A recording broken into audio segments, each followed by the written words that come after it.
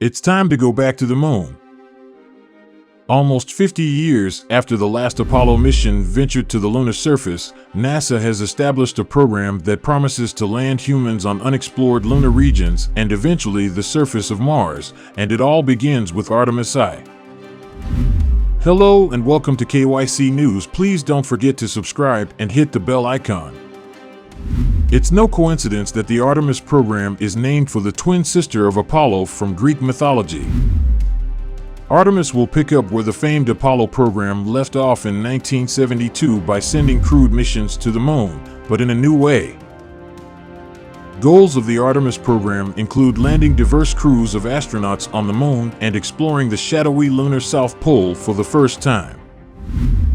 The ambitious effort also aims to establish a sustained presence on the moon and create reusable systems that can enable human exploration of Mars and perhaps beyond. But none of this is possible without first taking one big leap. When Artemis I launches on November 16th, the uncrewed mission will test every new component that will make future deep space exploration possible before humans make the journey in 2024 and 2025 aboard Artemis II and Artemis III, respectively. The mission team expects liftoff of the new Space Launch System rocket and Orion spacecraft on Wednesday from Kennedy Space Center in Florida. After launching from Earth, Artemis I will go on a 25.5-day mission. During the journey, the Orion spacecraft will travel 40,000 miles, 64,000 kilometers, beyond the Moon, 30,000 miles, 48,000 kilometers, farther than the record set during Apollo 13. This path mimics the journey that the Artemis II crew will take in 2024. It will be the farthest that any spacecraft built for humans has flown, according to NASA officials. Historic Launch Pad 39B is no stranger to monster rockets, as NASA Administrator Bill Nelson pointed out at a news conference earlier in August. It was once the home of the Saturn V rocket, which carried the Apollo missions to the moon and lifted off with 7.6 million pounds of thrust. The SLS rocket will punch off the pad with 8.8 million pounds of thrust. As we embark on the first Artemis test flight, we recall this agency's storied past, but our eyes are focused not on the immediate future but out there, Nelson said. It's a future where NASA will land the first woman and the first person of color on the moon. And on these increasingly complex missions, astronauts will live and work in deep space and will develop the science and technology to send the first humans to Mars. A new generation of exploration. Returning to the moon, with an eye on an eventual trip to Mars, requires a new ride. Lessons learned from the Apollo and Shuttle programs informed the design of the Space Launch System rocket, the world's most powerful rocket. The Mega Moon rocket will propel the spacecraft almost 1,000 times farther than the International Space Station's location in low Earth orbit. The SLS rocket will boost Orion to a speed of 22,600 miles per hour, 36,370 kilometers per hour, to escape Earth's gravity and reach the moon.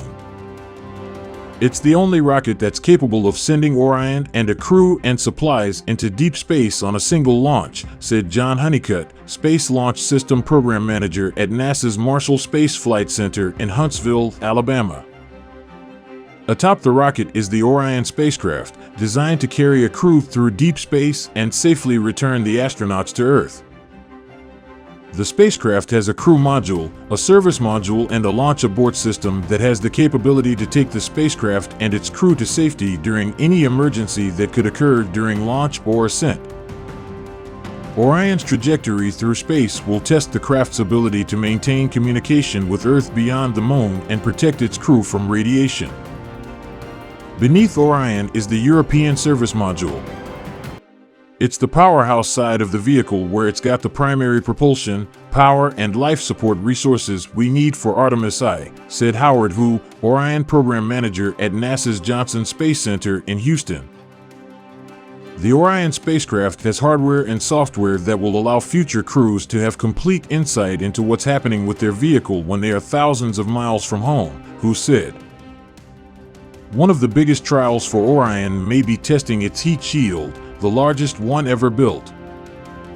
When the spacecraft returns to Earth in October, it will face temperatures half as hot as the Sun's surface and hit the top of Earth's atmosphere at 25,000 miles per hour, 40,200 kilometers per hour. That's 32 times the speed of sound, Nelson said. Orion will come home faster and hotter than any spacecraft has before at 32 Mach, Nelson said. On the Space Shuttle, we were at 25 Mach, which is about 17,500 miles an hour, 28,160 kilometers per hour. Mach 1 is the speed of sound. The heat shield has been tested on Earth, but returning from space is the one true test that simulations can't completely replicate. Re-entry will be great to demonstrate our heat shield capability, making sure that the spacecraft comes home safely, and of course for future missions, protecting the crew, Hu said. The ultimate test.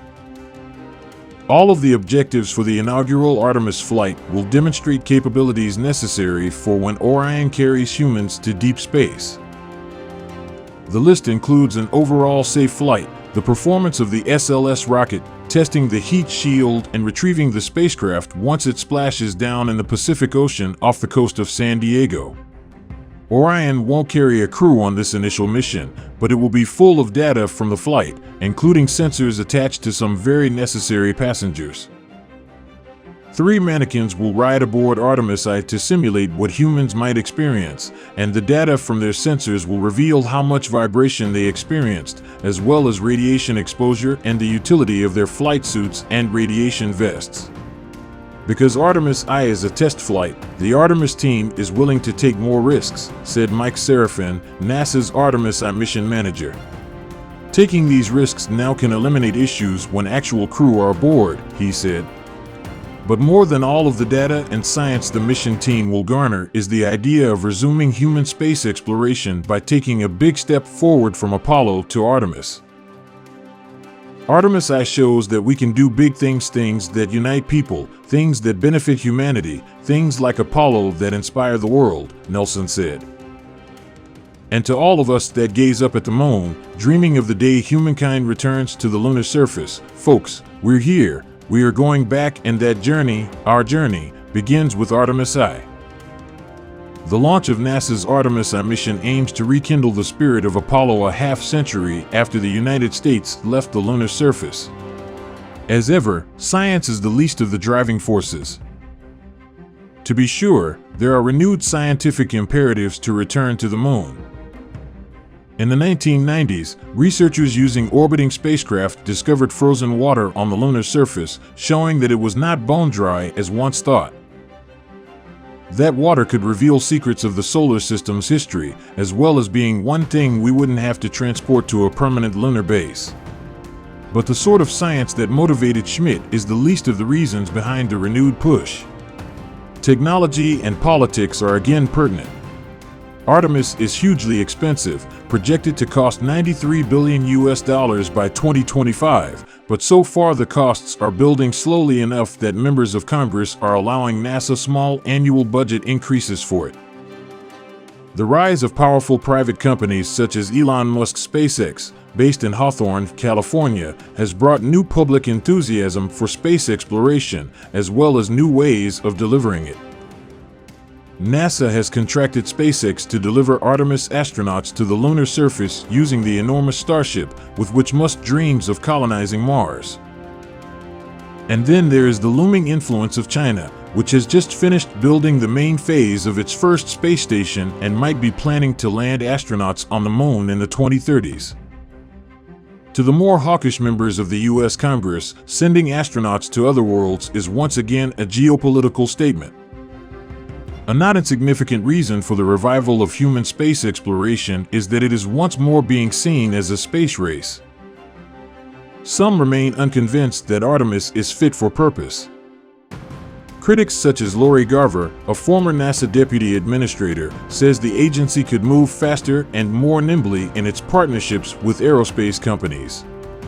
Many would prefer NASA to forget deep space and spend more time and money on Earth, including space-based climate monitoring.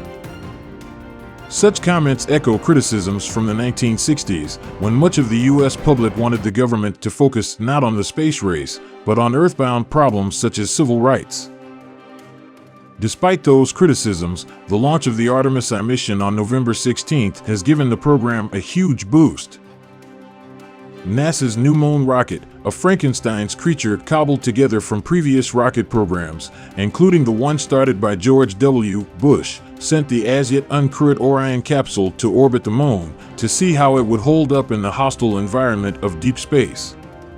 The second Artemis mission should fly around the Moon no earlier than 2024, this time with astronauts on board. The third mission will land people on the Moon, including the first woman and the first person of color. What permanent significance that will have is anyone's guess. But it does mean that, after half a century, we are finally recapturing some of the wonders of human space exploration. We are once again seeing live streams from lunar orbit, not from a robotic orbiter, but from a capsule that is steered remotely by humans and will one day carry them. We are seeing the pale blue dot of Earth in the cold depths of interplanetary space, in real time, contextualizing our fragile presence on a vulnerable planet. These might be smaller steps for humankind than they once seemed, but they are steps, nevertheless.